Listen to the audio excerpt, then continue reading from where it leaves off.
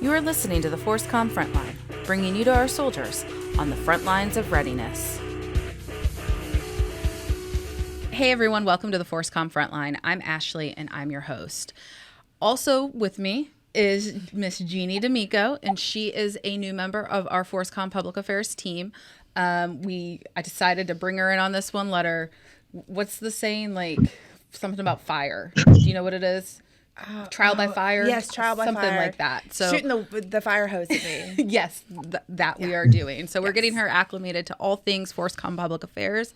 And so I invited her to do this episode with me. So thank you, Jeannie. You're very welcome. I'm happy to be here. And so also with us is a Fort Bliss soldier who is known as the Bone Marrow Guy, Specialist Christian Sutton. And he has registered thousands of soldiers for a bone marrow donation registry. And he's here to talk to us about how he got started with this and where his passion from this program stems from. So welcome, Specialist Sutton, and thanks for taking the time to talk with us. Of course. Thank you guys for having me. Absolutely. So just to start, can you tell us a little bit about yourself, where you're from, how long you've been in the Army, MOS, that sort of stuff? I'm from Sumter, South Carolina. I've been in the Army for, I think, 3.5 years, and I'm a 25 Sierra satellite communications systems operator maintainer. So nothing to do with the medical side to any. So we talked about your MOS. And you're from Sumter, South Carolina, which is not too far from us. I think I told you previously that I'm aware of Sumter because of working in Fort Jackson, and we used to have the JROTC groups come on down. So going into this program, tell us a little bit about what you're doing. So I am working with a team of volunteer soldiers across the Army. I'm working with command teams at echelon from brigade, divisions, to commands, to HQDA, to kind of modernize and rebuild the Army's bone marrow donor registry program, or really build it from the ground up in order to get more people on the National Bone Marrow Registry, in order to give cancer patients more chances for finding a donor. Okay. Now you said build it from the ground up. So are you saying that the Army currently doesn't have a bone marrow donor program? So the DoD has a bone marrow donor registry program, but it's very volunteer based. Okay. And the Army has absolutely no actual structured program for getting people onto the registry or offering the information and the opportunity to register soldiers on a regular basis. That's fascinating. Right? Considering we have you always see the blood donations, give blood. I've been giving blood through the military for years. They bring out the things. So I find it fascinating that we don't really have something already established like this within the DoD and within the military. Yeah. So this is amazing. So let's talk about how did this start? How did you decide to bring this to Fort Bliss and more so the Army?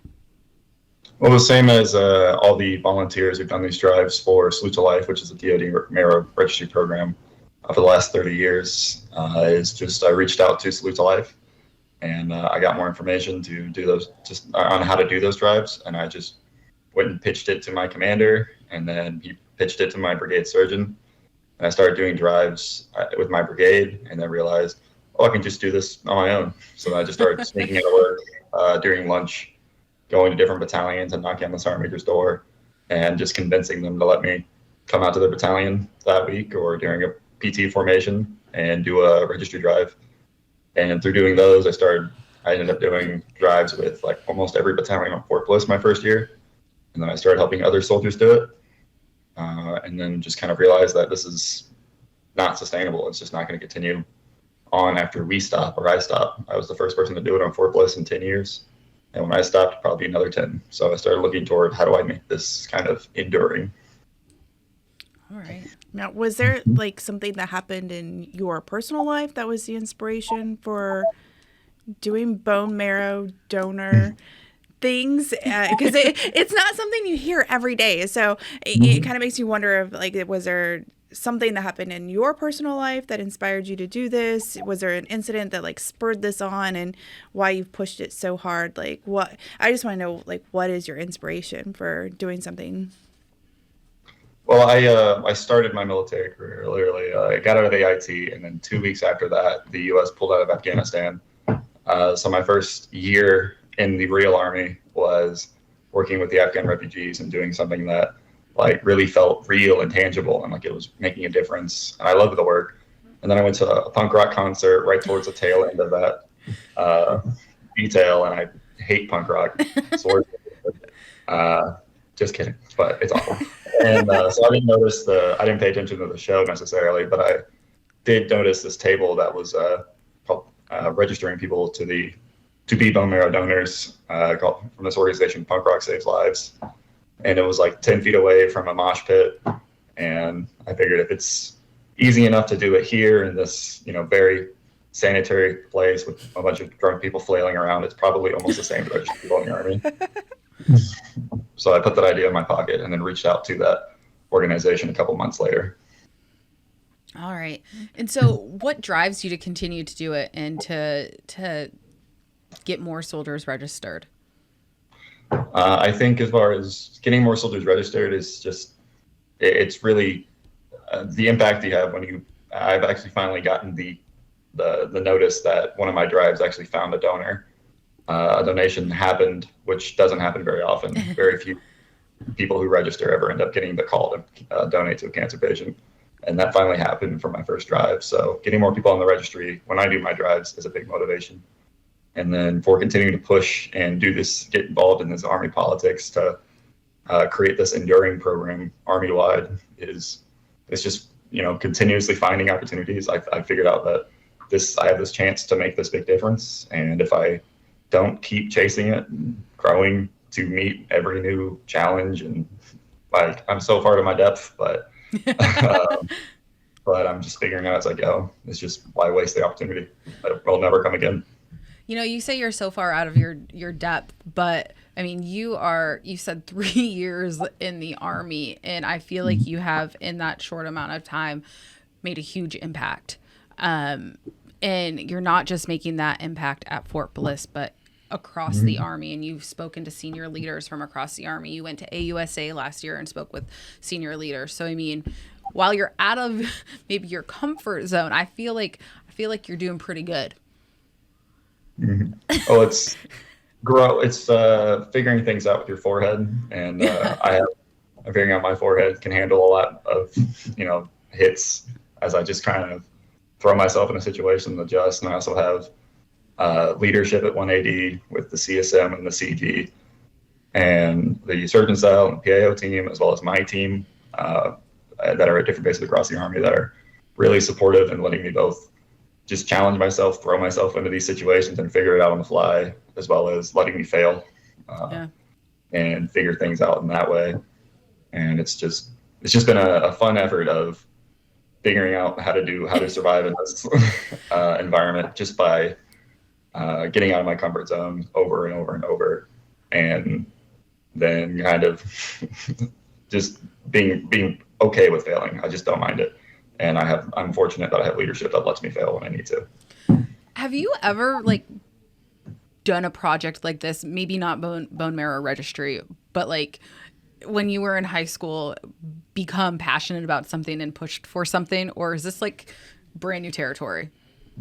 Well, in college, I started doing Brazilian Jiu-Jitsu, and that was the first thing I ever had that gave me meaning, and I destroyed my body. I hope that picked up on the mic, but doing that 7 days a week, every day, working just to get enough money to pay for tuition and a little bit of food and gas to get to class. And then when I got to AIT, I did 2 AITs. I failed out of EOD school originally, but I started doing a PT program in EOD school. Every Saturday, I'd make them go do something that sucked at 7 o'clock at night or 7 o'clock in the morning. And then when I got to Fort Gordon, I did the same thing and started working with the commander to improve BH. And those are just little projects I did with my friends. That's amazing.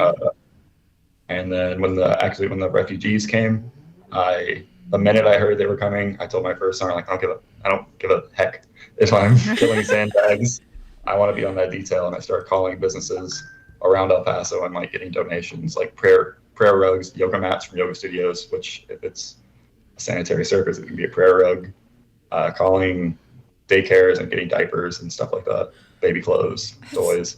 You've like given me goosebumps. Yeah. Like that's amazing. And none of this has anything to do with your MOS. Like all of these things, like none of it has anything to do with your MOS. So my question is, are you going to stick with the satellite stuff, or would you like to switch MOSs to something in the medical field or something along those lines? Or are you happy with where you're at? I don't mind being signal. I'm not very good at it. I haven't had very much practice at all. I've kind of just been sidetracked the entire time with different projects or things like that. I'm good with some things, but I think it's just as long as I'm doing things to help soldiers, to help people, that's what I found out really gets me going more than, RJ45 cables and stuff.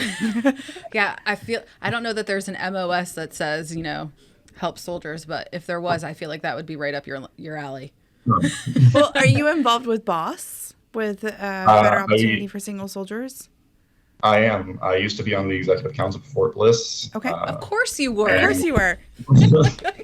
And I'm working with the Fort Liberty BOSS president and BOSS team to integrate these drives into the BOSS program, kind of build a model and test shop it and figure out how to make it work before we start moving into other bases or pitch it to regional BOSS. So let's talk about that a little bit more. So you have expanded this program to not just be at Fort Bliss, and it's called Operation Ring the Bell. Is that correct? Mm-hmm. So can you just talk about how you've done that, what is happening, and just talk about that program?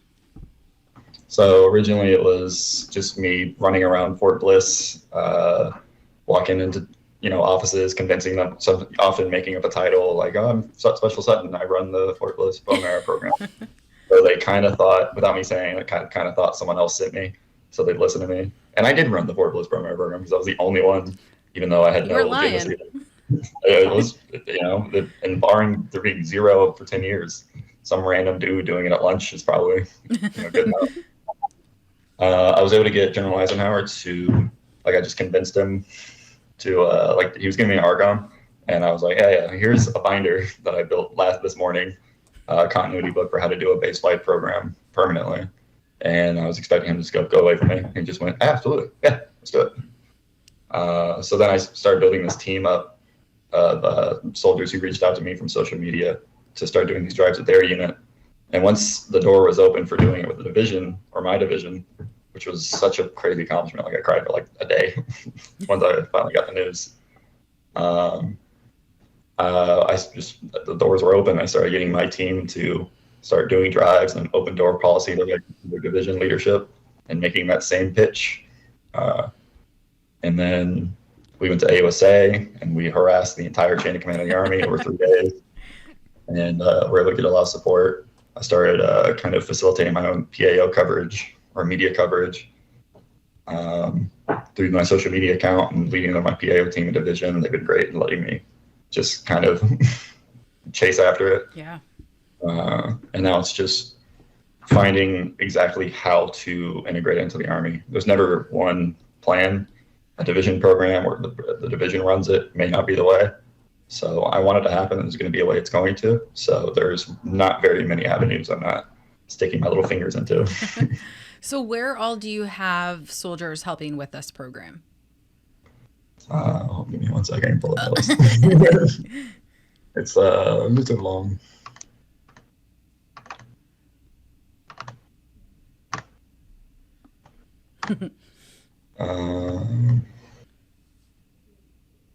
Fort Bliss, Fort Cavazos, Fort Riley, Fort Huachuca, JBLM, Fort Gordon, Fort Stewart, Fort Liberty, West Point, Hawaii Joint Command, the National Guard Bureau. At G9, I have a little bit of help. Fort Sam Houston now, and SHAPE in Belgium. You are international now. You are absolutely international. I was going to say that's a widespread, across the United States, and then you said SHAPE, and I was like, oh my gosh, Belgium, really? Right. Oh, that's amazing. It is amazing. I have people who reach out to me, and my position with my team is just whatever they want to do, I'm there to just enable them. So if doesn't matter how busy I am, if they need something made, some kind of presentation or advice or anything, they can call me anytime, and I'll sit down and I'll put it together with them and help them get better at doing this. So I'm just an enabler for them. They're killing it out where they're at. Yeah, but what's that feel like to have put this on the radar for so many people? I mean, it's not something that you hear a lot of people talk about very often, but everybody is impacted by cancer. And it's something that everybody can be affected by. So to have so many people talking about this now and coming to you for advice and leadership and how to get their program started, how does that feel? I'm really like humbled by the opportunity and the scale of it, and just how kind of overwhelming that is. And as far as thinking about the pressure or the scale or the importance of it, I try and pretend that doesn't exist. Otherwise, I'll just like, fisheye stare at the ceiling. I just focus on continuing on with what's the next thing I need to do, what's the next task, Yeah. what's the next meeting, what's the next opportunity, and what does my team need. I don't worry so much about the big picture or my place in it. I just worry about what I need to do personally to help you get there. Keep trucking on. I'll smell the roses some other day. So, to date, do you know how far or how many people you and the program itself has registered to be bone marrow donors? Can you share that? I'm curious.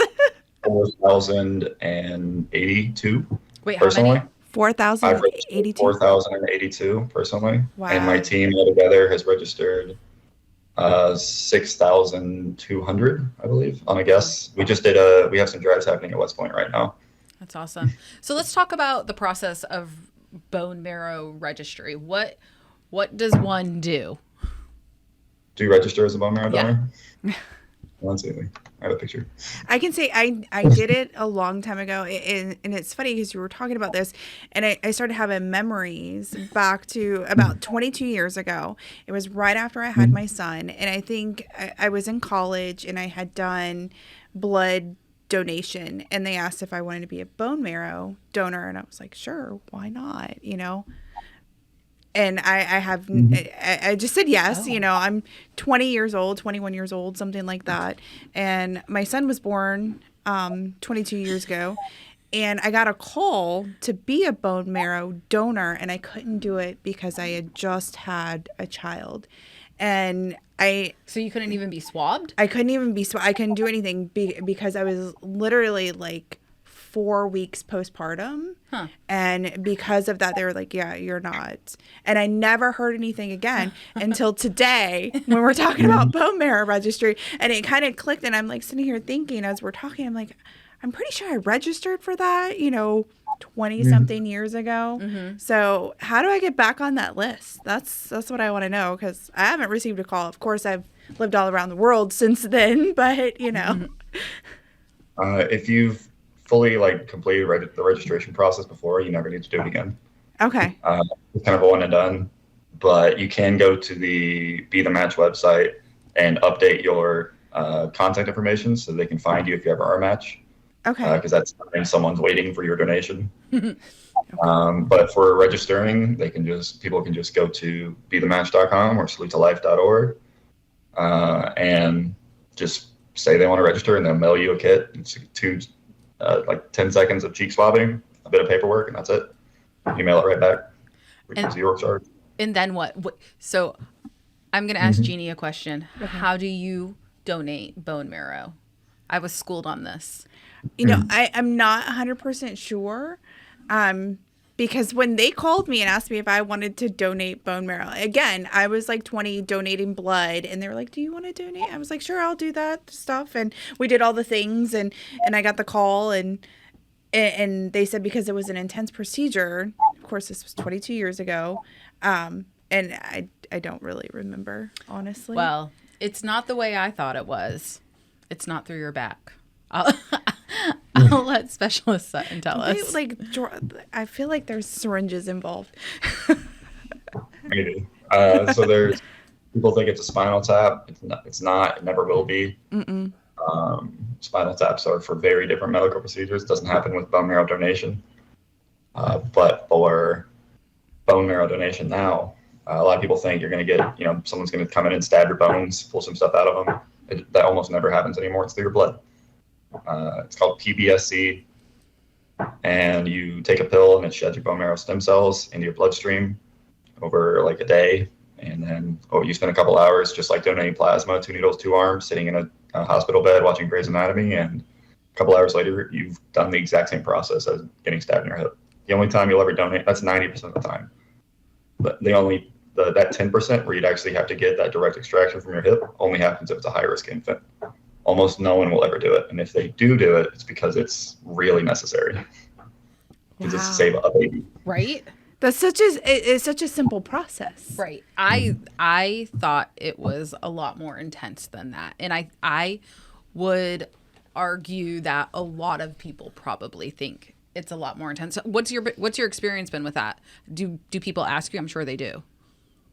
About the process? Yeah. What do most people think happens? Spinal tap. They get stabbed and they point at a random bone on their body. I don't know. They think they're going to register, and then like a week later, a van's going to pull up and they have to go donate. Most people will never donate in their entire life. They'll be on the registry, and it's a 1 in 430 chance that you'll ever get a call to be a preliminary match, and that doesn't even mean you'll actually donate. Because the occasion that you specifically would need to donate is really rare, because you have to be a near genetic identical twin to the person who has cancer, needs a bone marrow donation. But those cancer patients are the ones who are also really hoping to find that donor. And the only chance they have is if there's more people on the registry. It's like I said before, we all know somebody who has had cancer. Absolutely. And I know somebody that I went to high school with who had a form of leukemia, and my entire social media blew up with Be the Match stuff. Everybody registering to see if they could be the match for her. And she did end up finding a match, but unfortunately she still ended up passing away. But she got some of her life extended. She had a little bit more time than maybe she would have. So I do think what you're doing is incredible and affects so many people. Yeah, I mean, if sometimes when people get donations, it's not enough and they still pass, or they need another donation and they can't find the right one, or the body rejects it. But no matter what, if someone donates, it's directly extending or giving someone's life back. Exactly. Yeah. Now, I'm just curious, do you know how many people are registered on BeTheMatch.org, like in total? I think, I may be wrong, but around 15 million or something like that. It's 6% of the population of the United States is on the registry. Oh, in that's Germany, like it's nothing. Yeah, that's why I was thinking that that's nothing. 6%. In Germany, it's about 80%, I believe. Oh, wow. Wow. Okay. The Germans do a lot much better than we do. On a lot of things. Well, I guess they do have less people too. Dean just told me that, but still. So what do you hope to see next with this program? I'm hoping to begin establishing like a real enduring, sustainable, scalable program, working with MedCom, working with the BOSS program. I'm now what I believe is in the end stages of establishing this Army-wide program. Maybe in the next year or two it'll be complete, but I want every soldier every year to be given that education, to be told like, hey, they don't take your bones out when you donate. Given an easy opportunity to register in a way that improves the Army, like serves that Army's mission, both for leader development opportunities through doing these drives, serving their country, tangible examples of those Army values, as well as just we're now more ready if we're deployed and we get exposed to something nuclear, radiological, or chemical that affects your bone marrow or your stem cells. You can get a donor much easier by having more people on the registry. I want to see the Army be the largest source of those bone marrow donor registries each year. 30% of the Army is, it more than doubles the current amount of Americans registered each year by Be The Match. Wow. Yeah. Oh, I lost my question, Jeannie. This happens a lot. So we've talked about how many people you've registered, what you hope to see next with the program, but what's your ultimate goal? With the program? Yeah. If you could like put some, just what do you hope? What do you hope to see? Like no holds bar. I want to see in the next next year, next 2 years, the Army be that largest source of bone marrow donor registries each year, which literally more than doubles the chances for cancer patients just on a wider pool of available donors. And I want to see that be the same case unchanged, just as effective 10 years from now, 15 years from now. Nothing I've done matters if it just falls apart in a year, if it's not enduring. And that's kind of what I have to do now while I have the chances. Yeah. Invest all my time in making sure it's sustainable. But that's what you're doing. You have moved to the division surgeon's office, and you are devoting your time to this program. That's how much your leadership believes in it and believes in what you're doing. Absolutely, which is weird. And I absolutely believe that there's probably some untapped possibilities that you haven't even looked at for spreading this information across the installations. Like, you're already huge. I mean, you're global. You're in Belgium. So, and that's amazing in and of itself. But to be able to hit every single installation, I think you probably have some untapped possibilities in there. And I think with you working with those who are already involved with the program and putting your heads together, I'm sure you can find those possibilities from, maybe partnering with MWR and advertising in newcomers briefings, things like that. These are all great possibilities. You've already done an amazing job at spreading this word, and somebody who has like an advertising marketing background, I see there's so much more potential, and I can see you're going to go really, really far with this program. It's going to be amazing. I'm going to go to this as soon as we get done with this. Yeah, I'm going to bethematch.org and update my information, considering it's probably 20 something years old.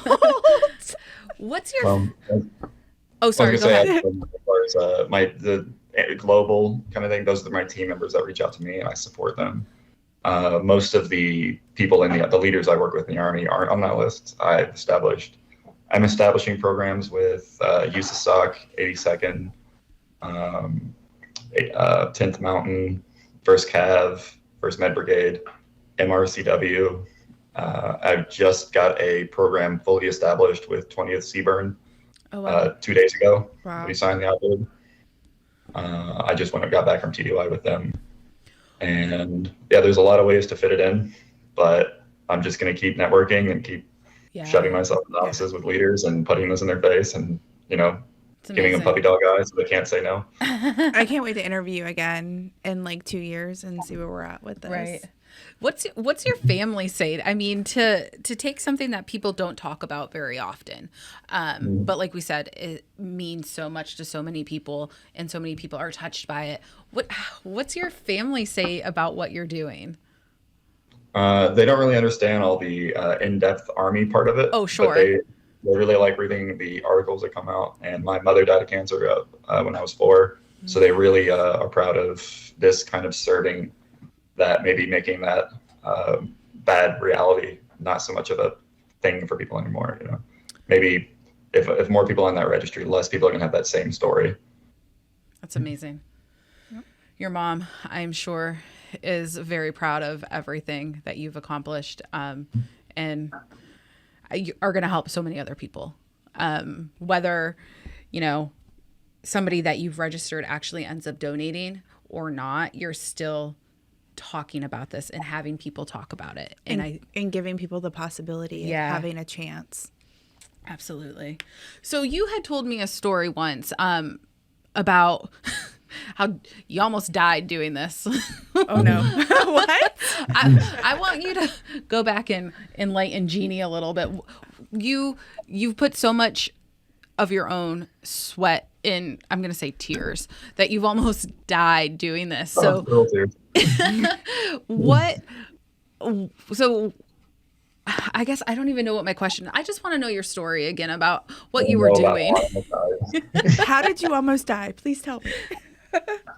So this is actually when this actually became like Operation Ring the Bell stopped just being my hobby, and I saw I could make a division program, make an actual impact beyond just what I do with these 2 hands. It was in January of last year. I had got an opportunity from a Master Sergeant at William Beaumont Army Medical Center here, the big Army hospital. She was a sergeant there. She reached out to me on Reddit and got me to be able to do a 2 week long drive at the hospital, which I had to figure out how to do from the ground up.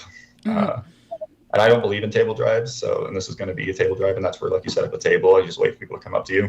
I don't believe in those, so what I did was figure out a way to make my table drive work, and that was I networked with all the battalions and with my brigade and convinced them to give me volunteers for each day for a 2 week long drive. I had 3 tables set up at all the most important, like, population heavy parts of the hospital. I got 3 people on each table, 6-hour shifts. The next group would come in after 6 hours. I was there for 14 hours a day. Wow. Managing, and I had them harass every single person who came to the hospital. I don't care what they're here for. I don't care if they're about to go get brain surgery. They're going to get their and we'll swab their cheek while they're on the table.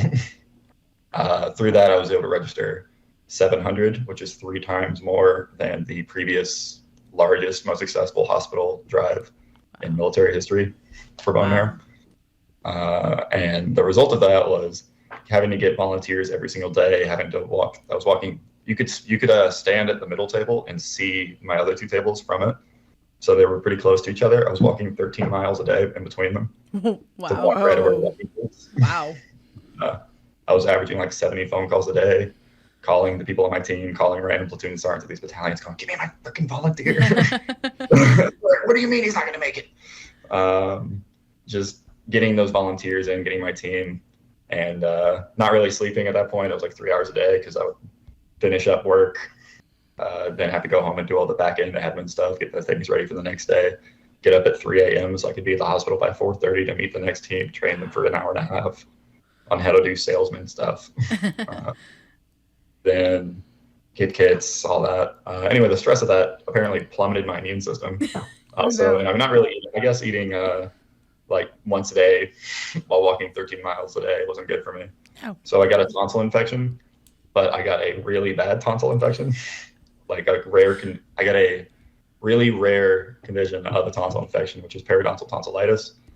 But I also somehow had, and it's usually just up here, I had it my entire throat. Oh, wow. Okay. So I was sick. I had like 3 days left in my drive. I felt sick on like Wednesday. I just had a sore throat, and then I felt really sick by the end. I was like, I'll be fine. I went to bed. I woke up with 105 temperature. I couldn't speak. I had to have a friend take me to the ER. It took me like 10 minutes to get to the door because I was just so out of it.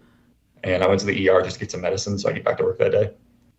And they took one look at my throat, and they were like, "Oh, Jesus Christ." Oh, wow. I was on a breathing tube an hour later. What? While I was awake. They told me they were just going to take my tonsils out, and I would be back home in a couple hours. So they said they were going to have to put the breathing tube in while I was awake because my throat was like that. And if they put me to sleep, it would have closed and I would have died. And I was going to die later that day if I hadn't gone when I did because I had so little throat left. I woke up 4 days later with a beard. Wow. I was put in a coma for 4 days on a breathing tube. Wow. I lost 17 pounds in 6 days.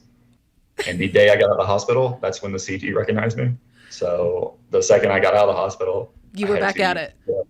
Write up that entire 38-page continuity book from scratch and then give it to them and then walk home and like almost pass out like 6 times on the way there.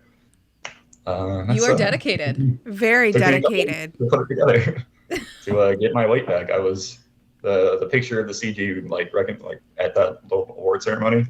I looked like an actual corpse. Wow. It might be the worst picture the Army's ever taken of me. Wow. Wow. That is amazing. Like I said, blood, sweat, and tears. Absolutely. Well, that's amazing. And like I've said before multiple times in this, what you are doing is incredible. And it's really affecting more than just the Army. It's such a huge impact on everybody. And everybody knows somebody who has had cancer before. So is there anything that we haven't talked about that you want to make sure you mention? As always, I'll always say it's not just Specialist Sutton doing this. It's my team. It's all the people who I work with that are just amazing. And like for my shout outs, if you don't mind. Special Hollander, Sergeant LT McHale, Staff Sergeant Murphy, Major Meeker, Sergeant First Class Nazal, Sergeant Corolla, as well as the some of those leaders that, like my brigade surgeon, who was like the most important leader and impact I've ever had. I still choke up talking about him. Zachariah Dillingham, give him a promotion, Army. 6, I don't know. And also just my 180 leadership. They've been incredible. So before we let you go, where can people go to register or to get more information? They can go to bethematch.com. They can go to Salute to Life if they're DoD, so they can register. You don't need, if you register through Be the Match, you don't need to register again through Salute to Life. It's all the same organization. Okay. The National Donor Program. It's just Salute to Life is specifically for DoD members because we're government people. We got to have the government take our spit, not some other organization. All right. Well, Jeannie, do you want to? No, thank you so much for taking the time to talk about this. I am fascinated, and I'm going to head off and go to Be the Match now. All right. Well, thank you, Specialist Sutton, again for taking the time to talk with us. What you're doing is incredible, and I think everyone can agree with that. Absolutely, 100%. Well, thank you guys so much for having me. It was a pleasure talking with y'all again. All right. Thank you.